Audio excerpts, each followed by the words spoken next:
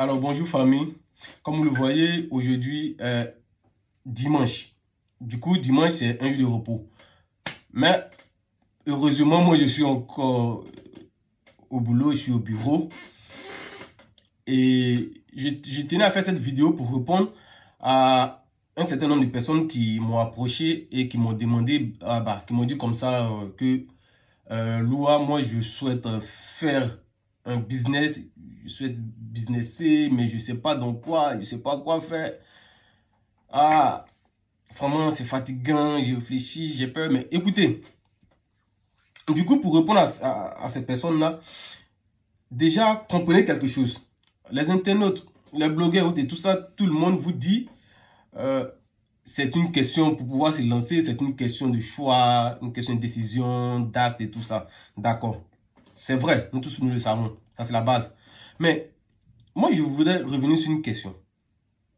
D'abord, comment est-ce que vous, vous concevez le business? C'est quoi le business pour vous?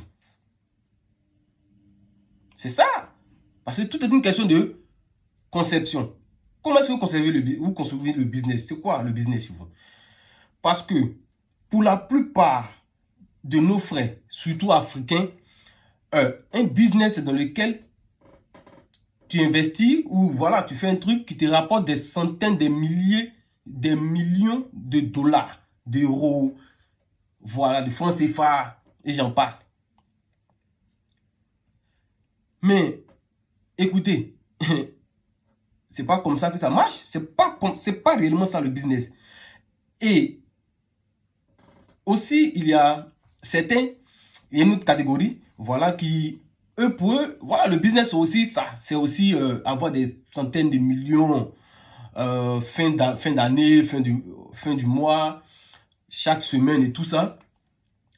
Mais aussi faire à la façon bureaucrate, comme vous le voyez un peu en Afrique. Voilà, les bureaucrates, comme vous voyez un peu la paperasse administrative, c'est-à-dire un bureau, voilà. Des appareils ou de tout ça. C'est comme ça que nous concevons, la plupart des Africains, nous concevons le business, nous concevons l'investissement, c'est comme ça. Quand tu dis à quelqu'un tu fais du business, voilà, tout de suite, on pense à, ah, il est dans un bureau, voilà, il a une voiture, il fait des trucs. Non, parce que quand vous réfléchissez comme ça, comprenez que déjà, automatiquement, vous bloquez le cerveau. Vous bloquez le cerveau à forcer à trouver des ouvertures. Vous voyez, le cerveau, vous l'avez déjà programmé. Parce que quand vous n'êtes pas dans cette donnée, vous n'êtes pas dans cette mine, dans ce champ, quand vous n'êtes pas dedans, déjà vous ne pouvez pas réfléchir assez à savoir mais quel truc vous allez trouver pour faire.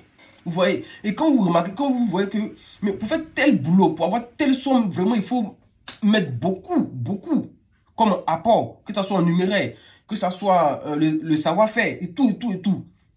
La paperasse et tout ça. Et donc déjà le cerveau, déjà, quand on met toutes ces informations dans la tête, le cerveau est bloqué. La force n'y est plus, le courage, c'est mort. Et surtout que vous manquez d'assez de fonds pour pouvoir vous lancer dans une activité qui déjà va vous rapporter des centaines de millions. Voyez-vous?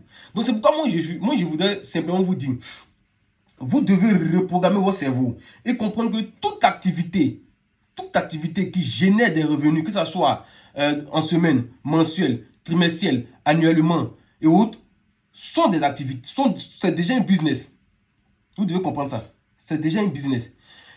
Comprenez que même la femme qui vend les oranges en bordure de route, c'est un business.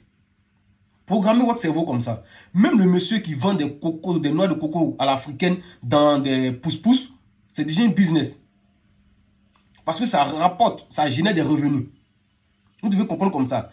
Même les restaurants du quartier, là où on trouve la plupart des meilleurs plats, selon moi, oui, là où on trouve la plupart des meilleurs plats, c'est déjà un business aussi. Vous comprenez? La femme qui vend le baka, les milles et autres, la bouillie mille et tout ça, c'est déjà un business. Donc vous devez comprendre que toute activité qui génère un revenu est un business. Comprenez ça comme ça. Maintenant, comment faire? Qu'est-ce que moi je peux vous, moi je apporte de plus? Moi, par exemple, pour avoir encore plus et pour encore attirer plus encore la clientèle, c'est pourquoi moi, j'emploie beaucoup le thème business et innovation. Vous voyez, business et innovation. Parce que, déjà, à te voir, par exemple, la dame qui vend, une femme qui vend les laits, qui fait les laits, qui vend le lait liquide pour consommer, tout ça. Déjà, quand tu te conçois dans la tête que tu dois faire ça, ça te fait mal. Tu dis, ah, mais ça, c'est un business, ça, à quel moment ça va me rapporter tout ça. Mais, figure-toi que tu peux innover dans ce domaine parce que tout le monde vend lait. Ils sont chez eux, ils ont une petite glacière, un frigo, ils font du lait, ils savent faire du lait, ils mettent dans le frigo, ils vendent. Mais toi, dans ce domaine, tu peux apporter l'innovation qui va faire que ce business, cette activité sera vue autrement. Elle n'aura pas un cliché caduc. Voyez-vous, elle n'aura pas un cliché caduc comme le font la plupart des gens qui sont dans ce domaine-là. Il faut toujours rechercher à apporter une innovation dans le domaine d'activité, dans le domaine dans lequel vous voulez businesser. C'est pourquoi